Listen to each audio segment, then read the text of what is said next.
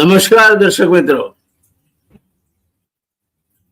America, Israel અને Iran યુદ્ધ ચાલ્યા જ કરે છે. ટ્રમ્પે પહેલા તો બડા શાંકી થે કે એક દિવસમાં તો બધું ઠેકાણે પડી જશે એમ માનતો હતો કે જે રીતે મદુરો વેનેઝુએલાના રાષ્ટ્રપતિને ઉશ્કીને લઈ ગયા અને મદુરામાં પોતાની સરકાર બેસાડી દીધી વેનેઝુએલામાં, એ રીતે ઈરાનમાં પણ બેસાડી દેવાશે. પણ આમાંની કોઈ વાત સાચી પડી નથી. દોસ્તો, મિડલ ઇસ્ટમાં જે ઈરાનના સામે અમેરિકા અને ઇઝરાયલ નું યુદ્ધ ચાલી રહ્યું છે, એનું 12મું ટૂંક સમયમાં થશે. આ યુદ્ધની સીધી અસર હવે ભારતના રસોડા અને હોટલ ઉદ્યોગો પર થવા માંડી છે. ગેસ સપ્લાય આયાની જરૂરિયાત છે. અમદાવાદ જેવા શહેરમાં જ્યાં ગેસ સપ્લાય પાઇપલાઇનથી આવતો હોય, વડોદરા જેવા શહેરમાં, પણ બીજે બધે તો ગેસનો સિલિન્ડર લાવવો પડે છે. અને આ યુદ્ધ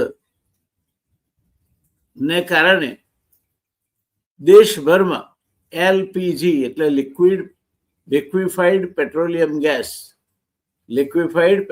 ગેસ એલપીજી, જે આપણા સિલિન્ડરમાં જે કુકિંગ સિલિન્ડર છે, રસોઈ માટે વાપરીએ છીએ, એમાં ભરાઈ રહ્યો છે.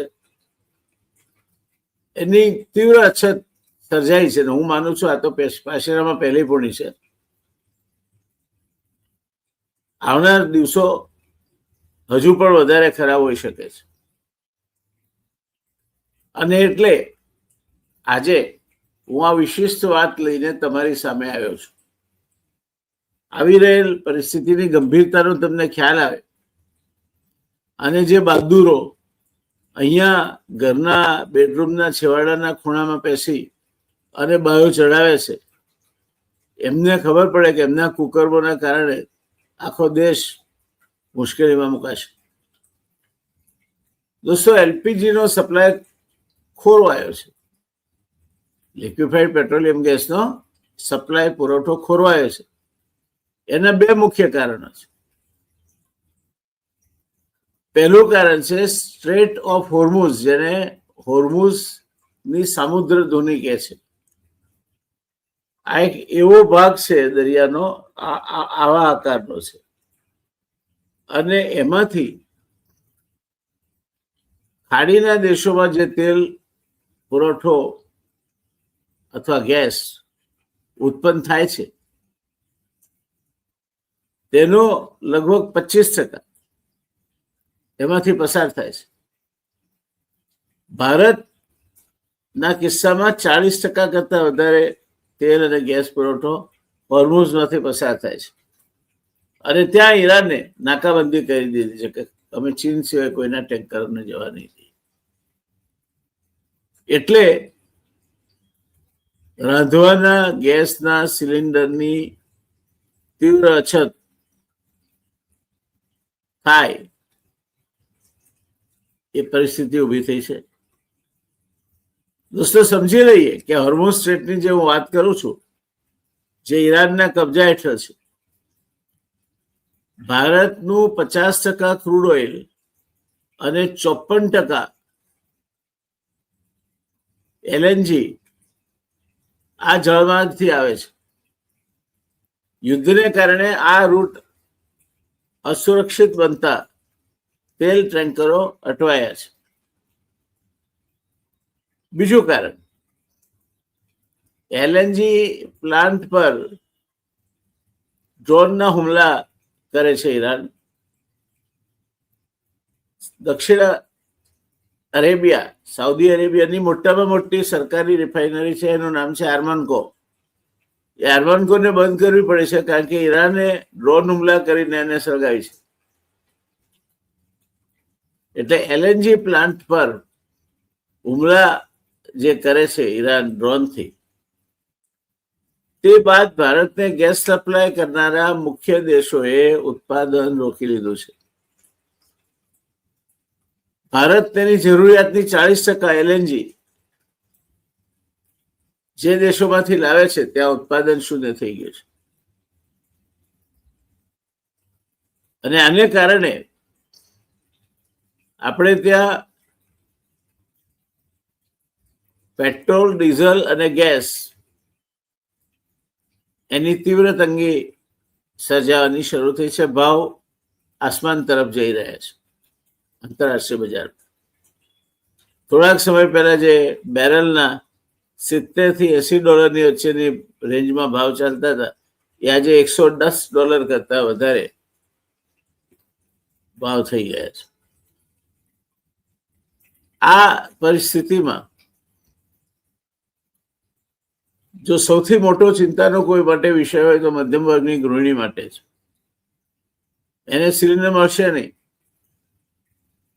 તમે કેરોસીનથી રાંધશે, પણ કેરોસીન પણ મળવું જોઈએ ને. એટલે આપણે લાકડા અને છાણાથી રાંધવાના યુગમાં પાછા જવાનું છે. અને એમાં આપણા શેઠ, અમેરિકા આપણા શેઠ છે. આપણે એક તરફા શરણાગતિ સ્વીકારી છે અમેરિકાની. એમણે જાહેર કર્યું કે 1 મહિના માટે અમે તમને રશિયા પાસેથી ઓઇલ ખરીદવાની મંજૂરી આપીએ છીએ. અરે તમે કોણ છો મંજૂરી આપવાના? દુનિયાનો સૌથી વધારે વસ્તી ધરાવતો દેશ, દુનિયાની સૌથી મોટી લોકશાહી, એને પેલો ડોનાલ્ડ ટ્રમ્પ મંજૂરી આપે તો એને રશિયા પાસેથી તેલ ખરીદવાનું? આવું તો બ્રિટિશ સામ્રાજ્યના ગુલામીમાં હતા આપણે, ત્યારે થયું હોત તો નવાઈ ના લાગત. તો શું આપણે માલિકો બદલાયા પાછા? આઝાદીના અમૃતકાળમાં આપણે અમેરિકાને નવા માલિક તરીકે પસંદ કર્યા છે કે ટ્રમ્પ આપણને કહે છે કે જાઓ, હું મંજૂરી આપું છું તમને? શબ્દ મંજૂરી વપરાયો છે ને એના સામે વાંધો છે મને. આ દેશની સાર્વભૌમકતા ઉપર આ સીધો પ્રહાર છે. કોણ છે અમેરિકા મંજૂરી આપવા આપણને? પણ આપણે એ સ્વીકાર્યું, કોઈ પ્રતિક્રિયા નથી આપી. જેવું એને કહ્યું સામે માથામાં વાગે એવો જવાબ આપવાની જરૂર હતી કે જા જા વેવલી રા, તું કોણ છે મંજૂરી આપવા વાળો? અમને લાલ આંખ કરવાની જરૂર હતી, 56ની છાતી દેખાડવાની જરૂર હતી. આમાં કશું થયું નથી. આપણે કહ્યું હા મા બાપ. આપણા ત્યાં વિદેશ મંત્રી છે જયશંકર, અને એક ફાઇલમાં જેમનું નામ બહુ ચગ્યું છે એવા આપણા પેટ્રોલિયમ મંત્રી છે હરદીપ પુરી. બંનેના ગોત્ર એક છે. બંને રાજકારણમાં આવ્યા તે પહેલા ભારતીય વિદેશ સેવાના અધિકારીઓ હતા. IFS, Indian foreign service. લાંબો સમય વિદેશોમાં કામકાજ કરી ચૂક્યા છે. હરદીપ પુરી તો યુનાઇટેડ નેશન્સમાં એમ્બેસેડર હતા. જયશંકર આપણા રાજદૂત હતા ચીનમાં. ત્યાર પછી અમેરિકામાં આપણા રાજદૂત હતા. આ આપણા પેટ્રોલિયમ મિનિસ્ટર અને વિદેશ મંત્રી, અને એમના મોંમાંથી એવા મગ ભરાઈ ગયા છે કે અમેરિકાને જવાબ નથી આપી શકાતો. આપણું સાર્વભૌમત્વ ઉપર પ્રશ્નાર્થ ચિહ્ન લાગ્યો છે. કાલે ઉઠીને અમેરિકા બીજું કંઈ કહેશે, એટલે આપણે અમેરિકાના કયા પ્રમાણે જીવીએ છીએ. કાલે ઉઠીને અમેરિકા એમ કહેશે કે હવામાં ઓક્સિજન ઘટી રહ્યો છે અને આવડી મોટી વસ્તી છે તમારે, ત્યારે દરેક ભારતીય અડધો જ શ્વાસ લેવો, તો આપણે એ કરીશું. બ્રિટિશ ગુલામીની દૂસરીમાં મુક્ત થયા બાદ 15 ઓગસ્ટ 1947 બાદ ફરી એકવાર 2026ની સાલમાં જે પ્રકારની પરિસ્થિતિ થઈ છે તેના પરથી એવું દેખાય છે કે આપણે પાછા ગુલામ બન્યા છીએ. હવે પરિસ્થિતિ વિકટ છે અને એવી વિકટ પરિસ્થિતિમાં સરકાર ચૂપ બેસી રહી તો નહીં ચાલે. અને ભલે ટ્રમ્પ આગળ આપણું કઈ ના ચાલતું હોય, ત્યાં તો કોર્નેશ બજાવવાની હોય. આપણે ટ્રમ્પ બોલાવે કે ના બોલાવે આપણે જવાનું હોય. ઇઝરાયલ આપણે જવું પડે દોડી દોડીને. આ દેશના કોઈ પણ વડાપ્રધાન ઇઝરાયલ ગયા નહોતા. આપણા ચાલુ વડાપ્રધાન 2 વખત ઇઝરાયલ ગયા અને એક વખત તો પાછા આવે ને બીજા દિવસથી ઈરાન ઉપર હુમલો થયો. આ આપણી તવારીખ છે, આ આપણો ઇતિહાસ છે. ઈરાન ભારત માટે શું કરતું હતું એની ચર્ચા કરવાનો આ સમય નથી, પણ એક અછડતો ઉલ્લેખ કરી લઈશ કે ઈરાન ભારતને ક્રૂડ ઓઇલ આપતું હતું અને એના 50% પૈસા રૂપિયામાં ચૂકવણી લેતું હતું અને એ પૈસા એક ડેઝિગ્નેટેડ બેંકના ખાતામાં અહીંયા જમા રહેતા હતા. એ પૈસાથી ઈરાન ભારતમાંથી માલ સામાન ખરીદી શકતું હતું. એટલે ભારતને ઓઇલ પણ મળતું હતું અને બજાર પણ મળતું હતું. આ ઈરાનને આપણે સામાછેડે મૂક્યો. ચાબહાર બહુ ગાજ્યા. પ્રધાનમંત્રી ખૂબ ખુશ હતા ચાબહારની વાત કરી ત્યારે.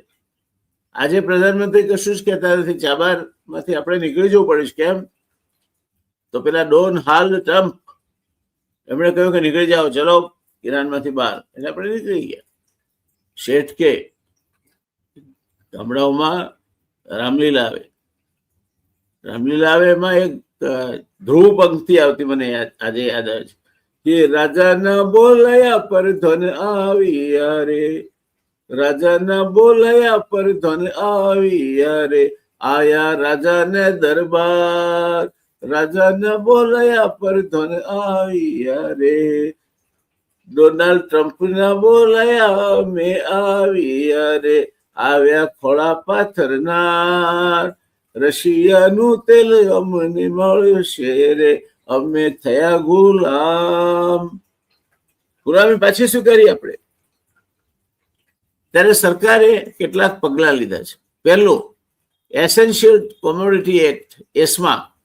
હું નાગરિક પુરવઠા મંત્રી રહી ચૂક્યો છું. આ કઈ નવો કાયદો નથી.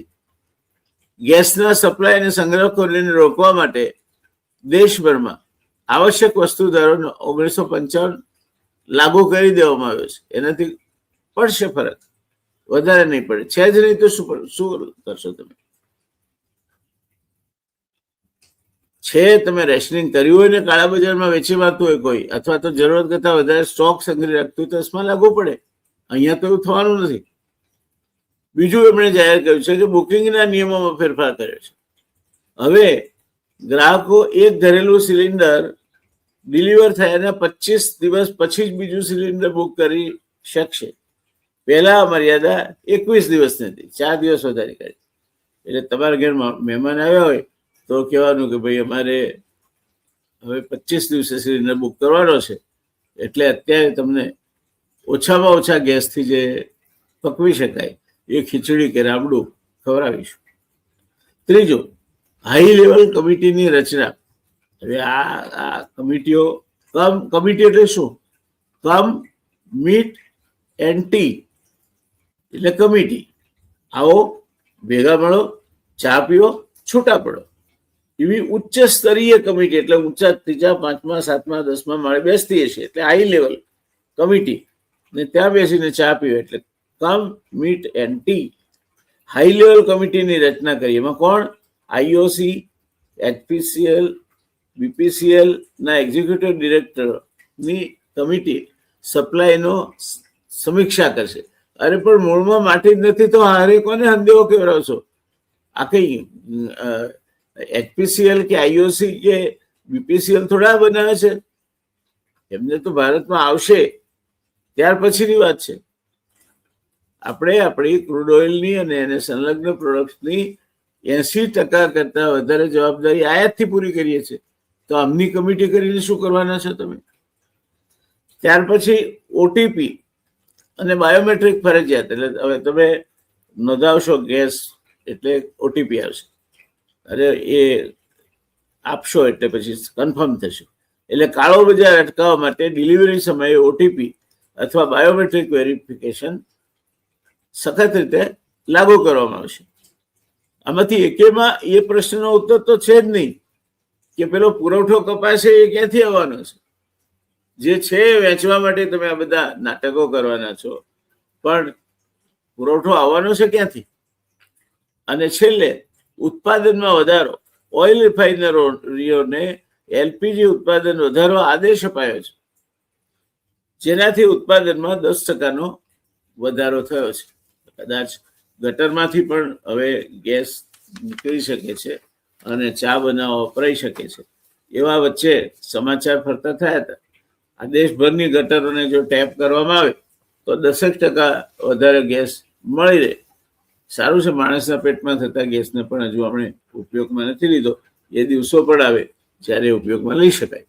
ટૂંકમાં ગેસ અને ડીઝલ અને પેટ્રોલિયમની તીવ્ર તંગી અને અસહ્ય મોંઘવારીના જમાના તરફ આપણે આગળ વધી રહ્યા છીએ. ત્યારે કિંમતોનું શું થશે? 7 માર્ચથી અમલી થનાર કિંમતો હું તમને કહું કે યુદ્ધના સંકટ વચ્ચે સરકારે ગેસના ભાવમાં વધારો કરે છે. શ્રી ગણેશાય નમઃ. આ બધી ગૃહિણીઓ છે માગે છે, રાખડીઓ મોકલતી હતી, ચાંદલા કરી આવતી હતી. લો તો ઘરેલું સિલિન્ડર 14.2 કિલો વજન આવે માં 60 રૂપિયાનો વધારો થયો. દિલ્હીમાં ભાવ 853 થી વધીને 913 થયો. કોમર્શિયલ સિલિન્ડર એટલે હોટેલ રેસ્ટોરાં વાળા જે વાપરે તે 19 કિલોનો સિલિન્ડર આવે, તેમાં 115 નો વધારો થયો. નવો ભાવ 1883 થયો. ગુજરાત સહિત મહારાષ્ટ્ર, મધ્યપ્રદેશ, રાજસ્થાન જેવા મુખ્ય રાજ્યોમાં કોમર્શિયલ ગેસના સપ્લાય પર પ્રતિબંધ મુકાતા હોટેલ રેસ્ટોરન્ટ ઉદ્યોગ મુશ્કેલીમાં મુકાશે. ગેસ હવે 4 કેટેગરીમાં વેચાશે દોસ્તો. ધીરે ધીરે હું તમને એટલા માટે સમજાવું છું કે તમને જે પરિસ્થિતિ છે એની ગંભીરતા સમજી શકાય.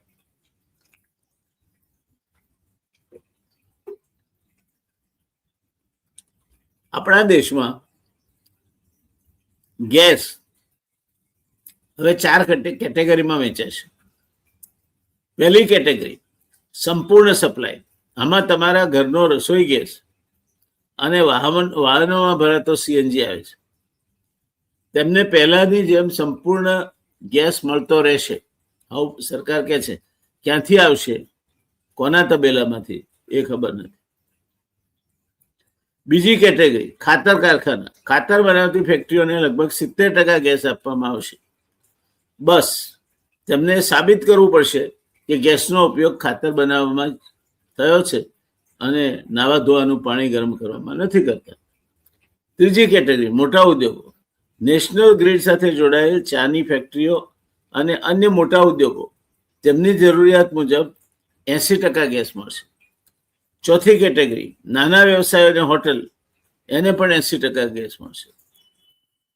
આ પરિસ્થિતિમાં સુધારો ક્યારે આવશે? સ્વાભાવિક પ્રશ્ન થાય આપણે, પરિસ્થિતિ સુધરશે ક્યારે? તો દોસ્તો, ઇન્ડિયન ઓઇલના અધિકૃત અહેવાલો પ્રમાણે ગ્રાહકોએ ગભરાઈને વધારાનું બુકિંગ કરવાની જરૂર નથી.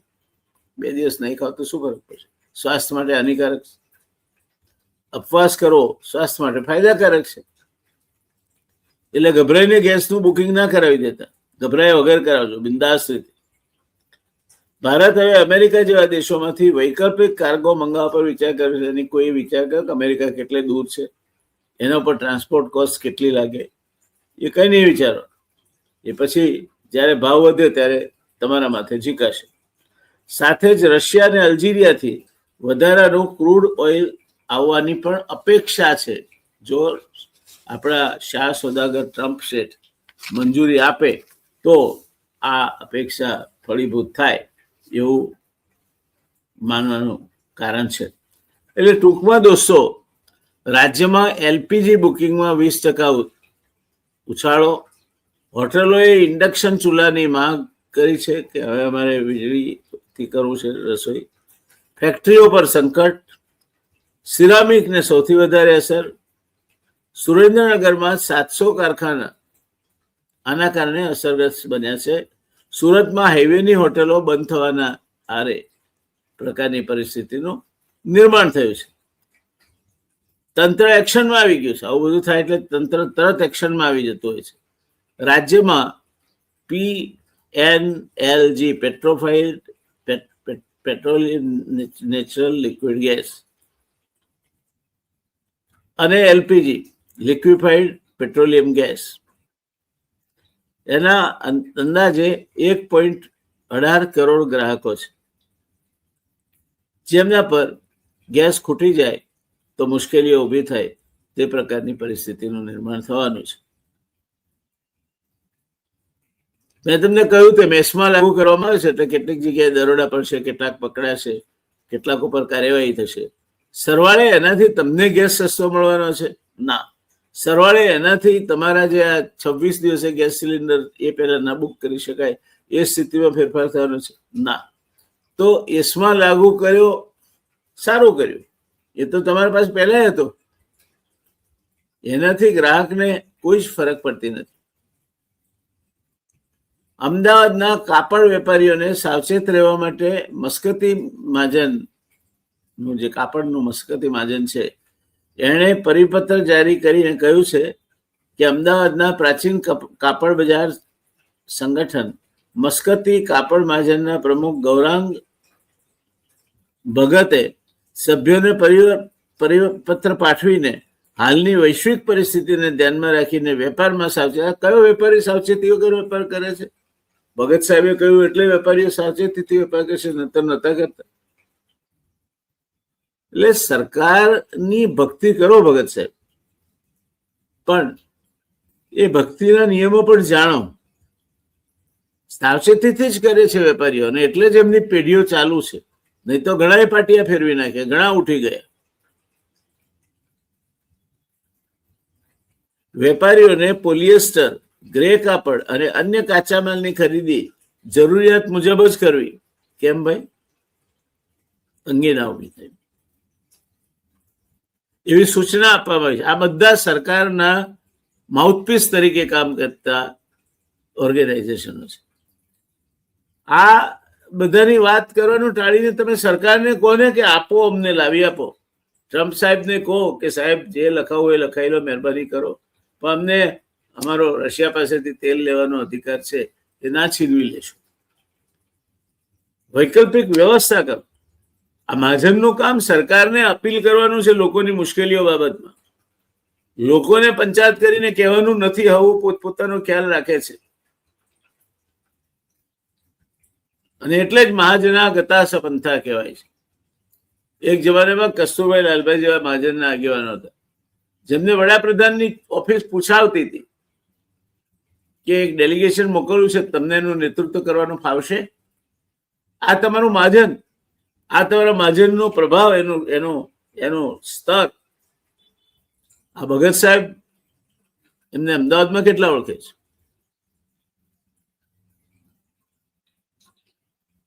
કસ્તુરભાઈ લાલભાઈ હોય, અરવિંદ નરોત્તમ હોય, બેચરદાસ લશ્કરી હોય, રણછોડલાલ રેટિયાવાળા હોય, ચિનુભાઈ બેરોનેટ હોય, જયકૃષ્ણ હરિવલ્લભદાસ હોય.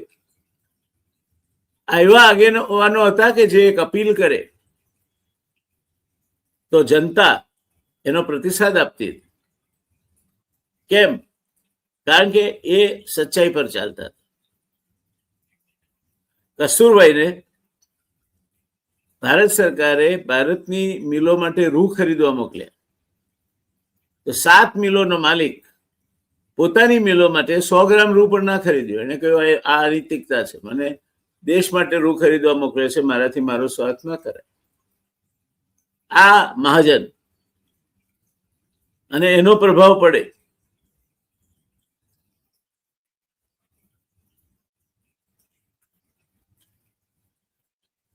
તો આપણે કેટલા સિલિન્ડર વાપરીએ છીએ વર્ષમાં? સામાન્ય કુટુંબ એટલે પાંચેક માણસનું કુટુંબ ગણીએ આપણે તો વર્ષે 6 થી 7 સિલિન્ડર આપણે ગેસના વાપરીએ છીએ. હવે તમને આ જાદુ નહીં સમજાયું હોય તો 25 દિવસે હતું તો 6 થી 7 સિલિન્ડર વાપરતા હતા, હવે 26 દિવસે થઈ ગયું છે. એટલે તમારા ભાગ 4 થી 5 સિલિન્ડર આવશે, બાકીના 2 સિલિન્ડરની ખાદ ક્યાંથી પૂરવાના છે? 16 કરોડ કિલોનો એલપીજી નો વપરાશ છે. ગુજરાતમાં કુલ એલપીજી ડિસ્ટ્રીબ્યુટરશીપ 1042 છે. 1042 માણસો એલપીજી લિક્વિફાઈડ પેટ્રોલિયમ ગેસ, આપણે રાંધવાનો ગેસની વિતરણ કરે છે, જેમાંથી 488 ગામડામાં છે. 1.28 કરોડ ઉજ્જવલા સહિત કુલ એલપીજી ગ્રાહકો છે. આ ઉજ્જવલા વાળાનું શું થશે? 200 કરોડ કિલો વર્ષમાં એલપીજીની માંગ છે. એનો અર્થ એ થાય કે રોજના 55 લાખ કિલોગ્રામ એલપીજી આપણે બાળી નાખીએ છીએ. 30 કરોડ કિલો ગુજરાતમાં એલપીજી ગેસનું દર મહિને ઉત્પાદન થાય છે. અને એક વર્ષમાં એક પરિવાર સરેરાશ, મેં અગાઉ કહ્યું તેમ 6 થી 7 એટલે એક્ઝેક્ટ સરેરાશ કાઢી છે તો 6.6 સિલિન્ડર વાપરે છે. એનો અર્થ એ થાય કે તમે 6.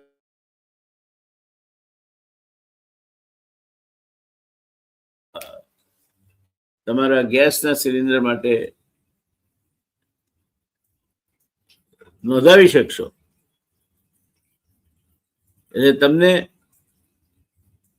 વર્ષે 2 સિલિન્ડર જેટલા ઓછા મળશે. એ ક્યાંથી લાવશો? છે કોઈ વૈકલ્પિક વ્યવસ્થા?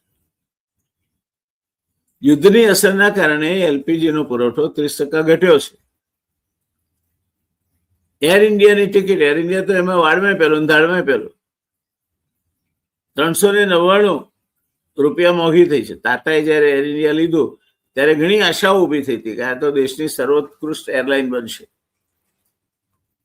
પણ એર ઇન્ડિયાના વિમાનો અને એમનો સેફ્ટી રેકોર્ડ, જે રીતે ગુજરાતના મુખ્યમંત્રી વિજયભાઈ રૂપાણી ભરખાઈ ગયા, એ રીતે એર ઇન્ડિયાએ જે શાખ જેઆરડી તાતાએ જ્યારે એર ઇન્ડિયા સ્થાપી ત્યારે એને જે શાખ ઊભી કરી હતી એ શાખ એર ઇન્ડિયા જાળવી શક્યું નથી.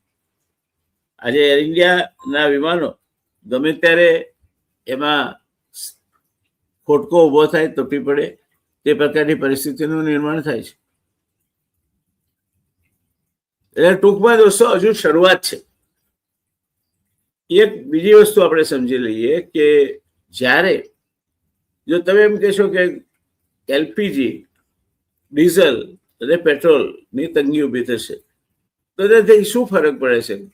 મારો ખેડૂત ઘઉં પકવે છે, ચોખા પકવે છે, તો દેશમાં પકવે છે. તો સમજી લો કે ખાતર વાપરે છે, એમાં ભાવ વધારો થશે. એની ટ્રાન્સપોર્ટમાં ભાવ વધારો થશે. સ્ટોરેજ કરે છે, એમાં ભાવ વધારો થશે. અને આ ભાવ વધારો ગુમરાતો તમારા બજેટને ખોરવી નાખે એટલો છે. એટલે અમેરિકા, ઇઝરાયલ અને ઈરાન બાખડે છે, એમાં મુસાફરીના વાને પાણી એવું નથી. આપણે ઘણું બધું લેવાનું છે, ઘણું બધું દેવાનું છે. આજના આ એપિસોડમાં વાત કરી આપણે માત્ર હાઇડ્રોકાર્બન્સ એટલે એલપીજી, સીએનજી, ડીઝલ, પેટ્રોલ વગેરે બળતણો, અને એની વાત એટલે કરી કે આપણે 80% આયાત ઉપર આધારિત છીએ. આપણે રશિયાથી સસ્તા ભાવે મેળવતા હતા પુરવઠો, પણ ટ્રમ્પ સાહેબને મંજૂર નહોતું. ટ્રમ્પે કહ્યું ચલો રોક જાઓ રહી તો હું ટેરિફ લગાવી દઈશ. એટલે અડધી રાતે આપણે કંઈક એવું લખી આપ્યું છે કે ના, અમે નહીં લઈએ. આ દેશ સ્વાધીનતાનું અમૃત પર્વ ઉજવે છે. એ અમૃતમાં પરાધીનતાના વિષાણુઓ ભળી ગયા છે. એવું લાગ્યા વગર રહે નહીં. જ્યારે આપણે ડોનાલ્ડ ટ્રમ્પને સાંભળવો પડે, ડોનાલ્ડ ટ્રમ્પ આપણને એવી ભાષામાં વાત કરે કે જે કોઈ પણ સ્વતંત્ર દેશને મંજૂર ના હોય. અમેરિકાએ કહ્યું છે કે વી હેવ પરમિટેડ. અરે કોણ છો તમે પરમિટ કરવા વાળા? અમે મંજૂરી આપી છે એટલે શું? તમે માલિક છો ભારતના? રાજકીય રીતે આપણું સાવ નામું નખાઈ ગયું છે પ્રકારની પરિસ્થિતિમાં છે. ત્યારે આજે આપણે ચર્ચા કરી, એનાથી કુલ મોંઘવારી વધશે, ટ્રાન્સપોર્ટની કિંમતો વધશે, ગૃહિણીને ગેસ મોંઘો પડશે, ગેસની હજુ તો શરૂઆત છે, નહીં તો ગેસની તંગી પણ ઊભી થશે, અને કુલ મિલાકે આ એક જ ફેક્ટરના કારણે તમારું બજેટ ખોરવાઈ જશે. આ વાત તમારા ધ્યાને રહે તેટલા પૂરતી. અને જે બહાદુરો અહીં બેઠા બેઠા બેડરૂમના ખૂણામાં બેસી અને ટ્વીટ કરે છે, એ અક્કલ મઠાઓને સમજણ પડે કે આપણે શું કરી રહ્યા છીએ. એટલા માટે વિગતો સાથે વાત તમારી સામે મૂકી છે. દરેક નાગરિકની ફરજ છે આપણે सारे जहां से अच्छा हिंदुस्तान हमारा, हम बुलबुले हैं उसकी वो गुलशिता हमारा. આ દેશ આપણો સૌનો છે. આ મુઠ્ઠીભર હિન્દુત્વના નામે રીડિયા કરનારાઓ નથી. સામાન્ય નાગરિક ને વેઠવું પડે છે. ગૃહિણીને ગેસ નહીં મળે, એને વધારે કિંમતો આપવી પડશે. અને ત્યારે વિદેશ નીતિના મોરચે આપણે દેવાળું કાઢી અને ટ્રમ્પ કે એ પ્રમાણે કરીએ તો મને લાગે છે કે આપણે એ વાતને સાબિત કરીએ છીએ કે in democracy you get the government you deserve. લોકશાહીમાં તમે જેને લાયક હો તેવી સરકાર તમને મળે છે. અમેરિકા, ઇઝરાયલ, ઈરાન યુદ્ધ ક્યારે પૂરું થશે કોઈને ખબર નથી. તમારે કેટલો સમય યાતનાઓ સહન કરવી પડશે કોઈને ખબર નથી. યુદ્ધ પૂરું થઈ જાય તો પણ ટ્રમ્પ સાહેબ તમારા ઉપર શું શું નિયંત્રણો નાખશે કોઈને ખબર નથી. આશા રાખીએ આમાં સુધારો થાય. આ દેવોનો દેશ છે, સૌનું સારું થાય, સૌનું કલ્યાણ થાય અને સૌ સુખ, શાંતિ અને ચેનથી રહી શકે. એ વાત સાથે આજની આ ચર્ચાને હું સમાપન તરફ દોરી જાઉં છું. તમને આ ચર્ચા કેવી લાગી એ ચોક્કસ જણાવશો દર્શક મિત્રો. તમને લાગ્યું કે આ સામાન્ય માણસને સ્પર્શતી વાત છે, આમાં કોઈ રાજકારણ નથી, આંકડાઓ સાથે, હકીકતો સાથેની આ વાત છે, તો જેટલા વધારે તમારા મિત્રો અથવા સગા સંબંધીમાં તમે આ ચર્ચા મોકલી શકો એમને મોકલજો. તમે જો સબસ્ક્રાઇબ ના કરી હોય તો ચોક્કસ સબસ્ક્રાઇબ કરજો. એમાં તમારે પૈસા ખર્ચવાનો નથી, પણ અમારા આને એવું થશે. અને બેલ આઇકન દબાવશો એટલે તમને અમે જ્યારે જ્યારે નવા વિડીયો મૂકીશું ત્યારે તમારા સુધી પહોંચશે. વાત કરશું. જય જય ગુજરાત, ભારત માતા કી જય. ધન્યવાદ.